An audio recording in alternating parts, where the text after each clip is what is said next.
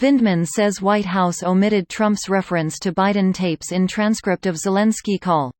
This post received a score of 7,001, with an upvote ratio of 93%. Here are the top comments in response to this article. A phone call so perfect you gotta save some for later. Hilarious to watch Trump loyalists bounce around the narrative every time his story changes.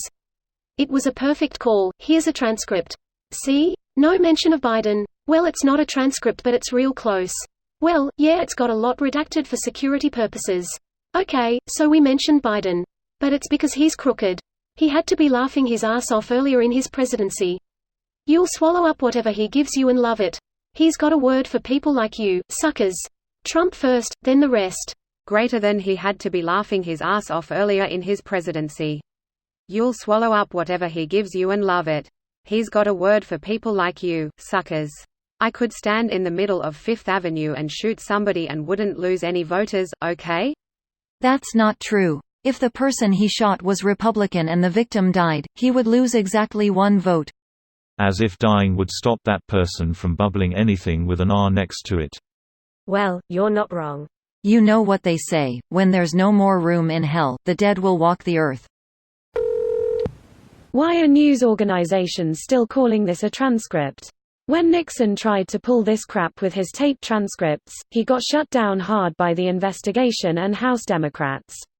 This directly led to the Saturday Night Massacre and Nixon resigning. Why won't Democrats do what works? Back then the Republicans didn't have the right-wing propaganda factory Fox News to shape the narrative. Fox News came into existence to stop something like Nixon's fall from office ever happening again for the Republicans. They've been doing a pretty terrible job so far.